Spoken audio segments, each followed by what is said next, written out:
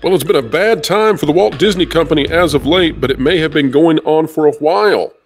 We may just now be realizing it. I'm talking about we sort of informally here, talking about the mainstream now discovering that Disney is having big problems. We've been reporting on this. Now I'm talking about us here on the WDW Pro channel, those channels in our orbit and that park place. We've been reporting on it for a while. The Galactic Starcruiser is closing. But why? Well, the real reason. It may shock you, and it definitely would tell you just what a predicament the Walt Disney Company is now in.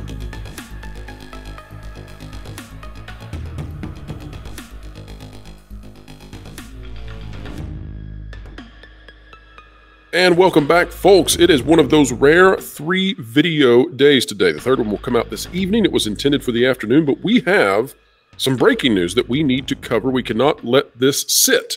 That being the Starcruiser, the Galactic Starcruiser of Star Wars, which, well, it will sit. It will sit empty for a good long while. Joining me to chat about it is Jonas J. Campbell of thatparkplace.com. And we will have a moment of silence for the Starcruiser. No, we won't. We'll just keep going. All right, Jonas, welcome back to the channel. Are you ready to dive into that which will be closed real soon? Well, when I read the headline, I just about spit out my blue milk. You don't need a headline to do that. It tastes just like Fruity Pebbles and without any of the fun. Yeah, folks, as we get into this, if you like content like this, click the like button, share, subscribe, and you can stick it to the algorithms. When you click it, we're talking about the notification bell. Jonas, you had a thought? Oh, no, I prefer the green. And also, what does it sound like when you hit that notification bell? Somebody tell us in the comments. It sounds like joy. All right. Unlike what you get at the Starcruiser, here is our first article we're going to touch on. And again, folks, watch the whole thing, because if you want to know how bad it's getting for Disney, this is one of the videos. We have a huge video coming out tomorrow morning, but this is one of the videos. All right, WDWNT, that's Walt Disney World News Today, is the place we'll get this article. Now, we don't often go to this website, reasons that we'll discuss somewhere else, but we'll do it today. This by Lisa Stump, the Star Wars Galactic Starcruiser to be a $300 million tax write-off. A tax write-off! Where have I heard that before? Disney World's closure of the Star Wars Galactic Starcruiser in September will enable them to claim a write-off of approximately $300 million, as stated by Disney Parks Chairman Josh D'Amaro during the J.P. Morgan Global Technology, Media, and Communications Conference. He spoke during the J.P. Morgan conference and indicated the Star Wars Galactic Starcruiser, I can't believe this, guys, did not perform as well as Disney had hoped. Who could have come up with that kind of an answer? But will ultimately lead to a significant tax break for the company. Oh, well, gee willikers, that's great then, huh? Fixes it all. Following the hotel's closure, depreciation is expected to accelerate at a rate of $100 million to $150 million per quarter over a span of 2 quarters. Perhaps also foreshadowing how long this thing will stay closed, but who knows?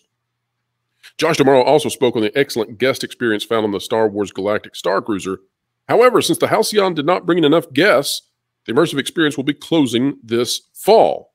It goes on to say that though on the surface this depreciation may sound negative, the company is pleased with the value reduction because of taxation.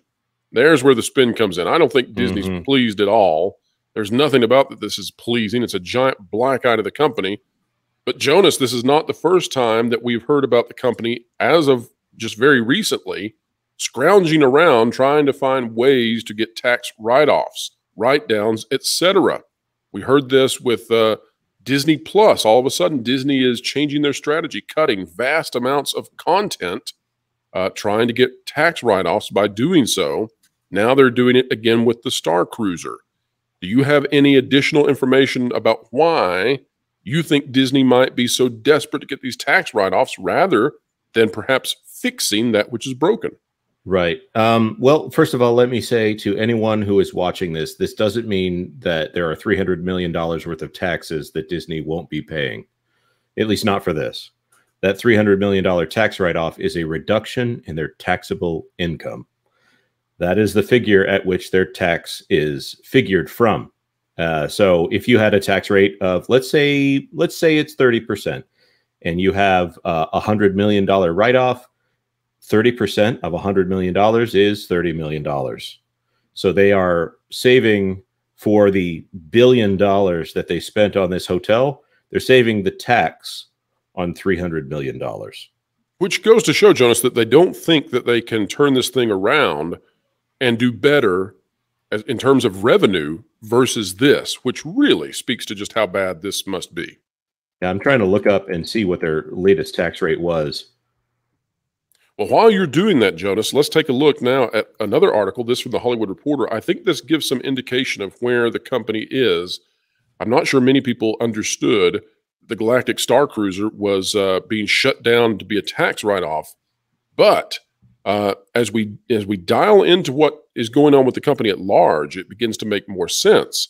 And again, this is not largely being packaged together in a cohesive form for people who want to know what's going on at Disney to understand.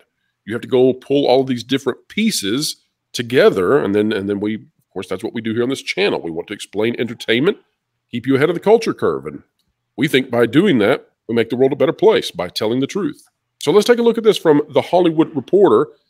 Disney analysts downgrade stock due to risky streaming sub-forecast deteriorating linear TV. Now, this came out on the 12th. This was before we had closures of theme park assets, such as the Starcruiser. It's before we saw major pieces of content like Willow being scrubbed from the streaming service. But Wolf's Peter Supino moves from an outperform to a peer perform rating. And here's the key thing. He cited cognitive dissonance for why he's pulling down Disney's stock rating. This by George Salai. Cognitive dissonance, for those of you who don't know, simply means that this person believes that Disney stock should be downgraded because they're not seeing the world clearly. They're not operating from a sane position. That's how bad this is. Very quickly, Walt Disney shares got hit with a downgrade on Friday. Again, this from May 12th. With Wolf research analyst Peter Supino seeing cognitive dissonance taking the spotlight from the Hollywood conglomerate's traditionally touted Disney magic. The theme park's growth, cost cuts, and direct-to-consumer average revenue per user growth we forecast are in consensus, while the DTC subscriber and linear TV outlooks keep deteriorating, he argued. DTC plan for more subs, higher prices, and lower cost seems like cognitive dissonance. Now, this goes right in line with the stock dropping, which, as we have begun the process of explaining, because it's a little complicated, as the stock drops, purchasing Hulu becomes more difficult. Disney needs to buy Hulu. They've already foreshadowed that they're going to buy Hulu, but as their stock value drops, it's harder and harder. Now, Disney is trying to find money. They're like an addict scrounging through the couch trying to find a penny. And I think that's what this Galactic Starcruiser is about. I think this is what it continues to be about as Disney cuts content and opportunities. Jonas, any luck on finding that percentage? Yes, I was actually pretty close. According to one source here, it was 32% last year. It'll probably be a little bit lower. So that 30% was actually closer to what I thought it would be. So the tax on $300 million would be, well, $96 million. So that's $100 million off. And that seems like that they didn't think that they could make $100 million over the course of the year. So they would just go ahead and depreciate this entire hotel as quickly as possible. They don't want to wait to take that depreciation. They're taking it all now. Take it all as fast as possible. By the way, they don't have to destroy the hotel. They don't have to tear it down. They could even begin refurbishing it on the inside, preparing it for whatever else it's going to become down the road. But yes, they want to try to depreciate the entire thing, get the maximum amount out of it, which they believe exceeds the amount they could make by simply keeping it open. And it begins to make one wonder, how long has this thing been operating at a loss? Jonas, any thoughts on what do you think? Was this thing losing money, vast amounts of money, to the point Disney closed it for that reason? Not even breaking even, perhaps? Well, everything we've seen from the figures that they've run, if you have 100 rooms and those rooms are only turning over twice a week, even at the highest rate, what is that? 6,000, 600,000. But the bookings, as we could all see clearly, because we were all watching the booking websites with I'll say morbid curiosity, the bookings were wide open. So these cruises were not being fully booked. It's obvious that they did not see a way at which they would make 10 million anytime soon, or sorry, 100 million anytime soon from this thing, and they're hard up for cash. I'm going to leave it to you to introduce why they are so hard up for cash as soon as possible. Well, as we prepare to do so, and again, that undergirds what is happening. If you don't understand that Disney is low on cash, then you don't understand why they're doing the things they're doing. And it's also important to note that for so many years, probably going back to 2017, those of us in this community, those of us who have been analyzing Disney have been saying, hey, these are terrible decisions. This is going to lead to ruin. You need to stop this. And the gatekeepers, the access media, the supposed intelligentsia have all said, oh, that's just a bunch of nonsense. Disney's too big to fail. Disney is fine. You're behind the times. Disney's on the right side of history, etc. And what we're seeing now is the chickens have come home to roost. And Disney is now actually in some sort of trouble now. Are they going to go bankrupt? No. But they're actually in a place now where they're making financial decisions that seem to be detrimental to them and their brand, but they're doing so out of a cash issue, which we'll discuss now. So, Jonas, we were looking at on the Renegade Online show Sunday evening, looking at some information that you brought to our attention regarding Disney and their ability to pay the bills. What did we find out based on what you, and by the way, Mexican Ironman had some interesting comments on this as well. What did you guys find out? Well, so my question was, how much money does Disney have on hand versus the amount that they are going to be required to pay in order to complete the purchase of Hulu? Right. Hulu, we're talking about operating assets, what Disney has on hand if all revenue ceased all of a sudden. Yes, which all revenue is not going to cease. They're struggling, but they're not struggling that bad. The boycott number on Disney will never put them down to zero revenue for a quarter. So I don't want anybody to think that we are saying that they are going bankrupt here. But when you look at, I do believe it is page 17 of this document here, it shows the cash that Disney has on hand right there at the top. Assets, current assets, cash, and cash equivalents. That is the most liquid part of the company. That is $10.4 billion. And do you remember what the purchase price for the remaining shares of Hulu are? Well, so that's a tricky thing too, because as Disney loses their stock value and as Disney loses leverage, so Disney's, as Disney is less able to negotiate from a place of power, that number could go up. But at the baseline, it's about 9 to 10 billion. But Comcast does not have to accept the baseline for the purchase of Hulu, which Disney has seemingly in the public already committed to. Right. So the question here is, do they pay all in cash, which seems unlikely, or do they pay, if they paid all in stock, when the stock price was $120 per share, Disney has the shares. They don't get to determine the price of their share. Their activity and their actions in the market gets to determine the price of the shares. When Bob Chapek left the company, they were under $90 a share, under $90 a share. And let's say too, at his high, they were up around 200, I believe. Yes, they were doing fantastic there for a little while. And then Iger, and let's say this, Jonas. Then Iger, I mean, this is known. This is out in the public. But Bob Iger, who's now back, and his cronies who remained at Disney, launched an all-out assault against Bob Iger. Referring to the situation in Florida, the legislation down there, wishing to put content into movies like Lightyear, giant protests in California, not so much in Florida, but they went after Chapek and drove the stock value down, it seems to me. So Iger, in my opinion, my unofficial opinion here, Iger drove the stock down, came in to try to be a savior. Now the stock's back down around that same point, and now it's getting harder and harder for them to buy Hulu, for them to operate. They can't keep content on Disney Plus, and they can't keep the Starcruiser afloat. Agreed. Agreed. So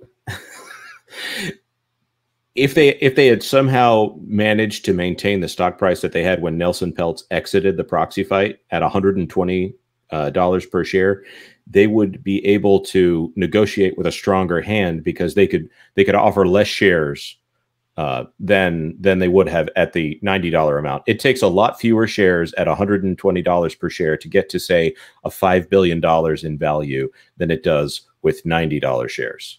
Does that make sense? It does. And let it be said, too, that we're in the post-pandemic era when inflation is, just nuts. Pre-pandemic, though, we believe, based on what we've been looking at, that Disney held something like double this in terms of operating resources. And so to cut that in half, while at the same time that inflation has meant that the value of the dollar is less than it ever was, this is not good for Disney. It puts them in sort of they're losing their emergency fund. How's that? Does that make sense, Jonas? Yes. And looking at the previous, the 2020 figures on this exact same page, not page 17, but the page including the balance sheet, Disney was carrying around $22 billion. Absolutely. In liquid cash at the time. So they're in a much lower position than they were, considering that those dollars are worth less and they have half of what they had before. So in my estimation now, having movies like The Little Mermaid look like they're going to lose $100 million, Indiana Jones lose more than that probably, Elemental, the next Pixar film, it's hard to believe it is currently tracking to do worse than Strange World, which was perhaps the worst flop for Disney animation ever, even beating things like Treasure Planet, etc. I still, when I talk about my channel, and we don't have to get into that right now, but when I talk about my channel and my coverage of Strange World and the movie that Disney made, do you know what the #1 reaction that I get is? What's that? What's Strange World? It's about to be What's Elemental. So let's take a look now at wdwmagic.com. And now that we know what's going on, this will make sense. Without what we've talked about, this would not. And people can begin to understand that what Disney is doing appears to me to be a consequence of them not having the cash to continue doing what they used to do. So here's what it says. Disney pulling out of $1 billion Florida campus deal and its impact on the company's $17 billion spending plan for the next decade. It says Josh D'Amaro confirmed that the recent decision to pull out of a $1 billion deal to build a new East Coast headquarters campus, that's for Imagineering, that's for the people who build stuff inside their parks, in Lake Nona, that's in Florida, is not part of the often mentioned $17 billion spending plan for the Walt Disney World Resort across the next 10 years. By the way, that does not come out to anything impressive in terms of what the company has spent in the past when you consider in inflation, and it does not keep up at all with what Universal Studios is doing. So, asked what drove the decision to abandon the plans for the new campus, Josh cited the arrival of a new CEO and the changing business conditions in Florida. So, one, he's saying that this is an Iger decision, so he's passing the buck. And two, he's blaming this on what's going on in Florida in terms of the legislation, in terms of Ron DeSantis, et cetera. Now, let's pull that out and say that's bunk. And we know it's bunk because of this. Universal Studios is getting ready to announce a major Zelda expansion, a new land that will be huge at Islands of Adventure. Universal Studios is about to open a new theme park, which is massive and is going to have Super Nintendo World, one of the hottest properties on the planet. Disney has no response. Disney is not going to be sending Imagineers to go to Disney World to prepare any kind of response. They don't have the cash to do so. That's what's happening here. They're not going to spend the $1 billion to build an Imagineering response to Universal Studios because they can't afford to. It has nothing to do, in my estimation, with Florida or DeSantis, et cetera. It has everything to do with they can't buy Hulu and spend anymore. So they're having to cut these kinds of expenditures. Jonas, am I wrong?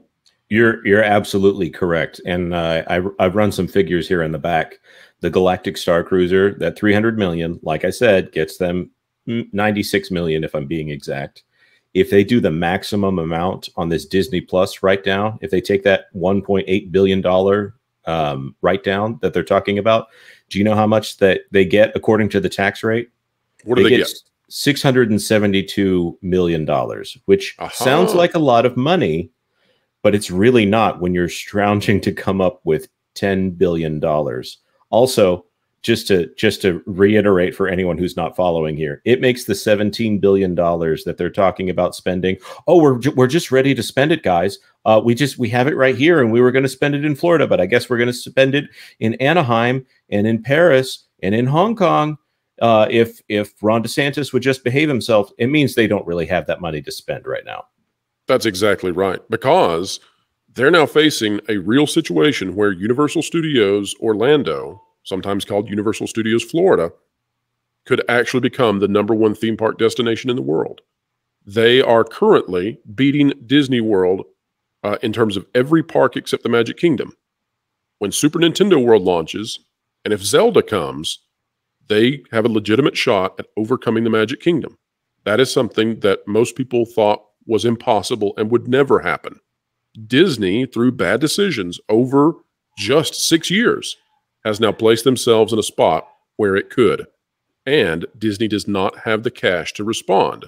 So it's easier to blame it on somebody else, to hide the fact that you're actually looking under the car seats and the glove box and anywhere else you can to find that quarter because you don't have enough to pay for the bill.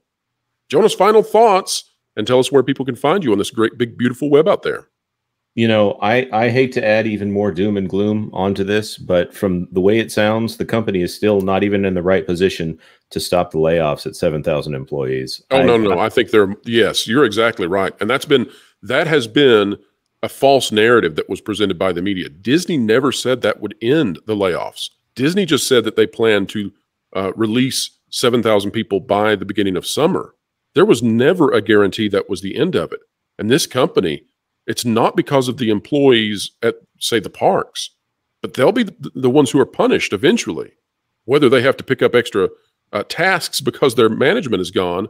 But they're the ones who'll pay the punishment for this, for bad decisions with movies, for bad decisions with what they want to put in children's content. Disney has placed themselves in this position. And if you ever want to see what kind of children's content Disney is making that has put themselves in this position, or at least partially put themselves in this position, you can check out my channel with my name, Jonas J. Campbell, in the series called Everything Woke, where that's what we do. We go through all of this stuff. I'm also a writer for That Park Place, where I like to do some investigative reporting. You would be surprised the information that has come little old me's way over the last little while, and more to come. Thank you for having me on, bro. Big time more to come, folks. And this is a week where the news is going to be absolutely stacked. We're doing 3 videos today with one coming out this evening because there was literally nowhere else to put another piece of news. We could not delay. And so we had to cover it. I hope that what we've done today, we endeavored to bring this to you in a way that's understandable, that the mainstream will not, that the Disney bloggers out there, perhaps they don't even know yet. But Disney is running out of money. Doesn't mean they're going bankrupt. Doesn't mean they're going to shutter the parks. But they might close parts of the parks, like a Galactic Starcruiser. And they might do things that they normally wouldn't because they're trying to find the money. Disney reminds me today of someone who's invited to go to a nice restaurant and they drive a nice car and they have a nice house and you think, sure, they can come afford a delicious steak with me. And they get invited and they can't go. And they blame it on the restaurant. They say, oh, we don't like it over there. That place does not have great steaks. And you know that's not the case. Because as you drive by, you can't help but notice that DoorDash is at their front door and Taco Bell is on the way in. Disney's buying Taco Bell because steaks are no longer available. That is a new spot for the CEO, Bob Iger. We'll see what happens going forward. All right, folks, if you like content like this, consider clicking the like button, share, subscribe, and you can stick it to the algorithms when you click it. We're talking about that notification bell. Drop a comment down below. Are we on it? Are we off it? It's time for you to tell us what you think, what you assess in regards to the House of Mouse. And, as always, keep learning, keep growing, and if you do, you'll keep having fun. I just found out how to get WDW Pro's information. Where he gets his sources. I can't believe he uses Wilton! What? We got a job to do. It's easy to hack into WDW Pro's computer. You're kidding me. That's awesome. You know any other stuff? Yeah, just Jonas Campbell told me. Sweet. Said Pro underpaid him or something. A few minutes later.